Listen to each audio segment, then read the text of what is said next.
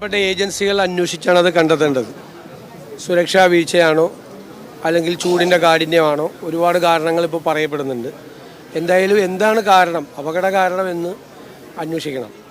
ഇനി ഇത്തരം കാര്യങ്ങൾ കൂടുതൽ സുരക്ഷാപരമായ നടപടികൾ മുൻകൂട്ടി സ്വീകരിക്കണം. വെടിക്കെട്ട് ഒഴിവാക്കണം എന്ന് നമുക്ക് പറയാൻ കഴിയില്ല.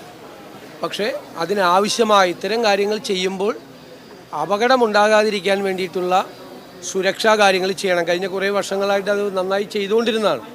പക്ഷേ ഈ സമീപ 1-2 വർഷങ്ങളിൽ അതിന് വീഴ്ച പറ്റിയെന്നാണ് നമുക്ക് മനസ്സിലാക്കാൻ കഴിയുന്നത്. അത് വളരെ ഗൗരവത്തോടുകൂടി കാണണം. മനുഷ്യജീവന് അപകടകരമായ രീതിയിലുള്ള ഒരു കാര്യവും നടക്കാൻ പാടില്ല യഥാർത്ഥത്തിൽ. പിന്നെ ഇപ്പോൾ മുഴുവൻ ആളുകളെ കുറച്ച് പേര് ഗുരുതരമായ പരിക്ക് പറ്റിയിട്ടാണ് വെന്റിലേറ്ററെല്ലാം കിടക്കുന്നവരുണ്ട്. അവർക്ക് ആവശ്യമായ ചികിത്സാ സൗകര്യങ്ങളെല്ലാം എല്ലാ സൗകര്യങ്ങളും ഗവൺമെൻറ് സഹായിക്കണം. മരണമടഞ്ഞവരുടെ കുടുംബങ്ങൾക്ക് ആവശ്യമായ സഹായം കൊടുക്കണം.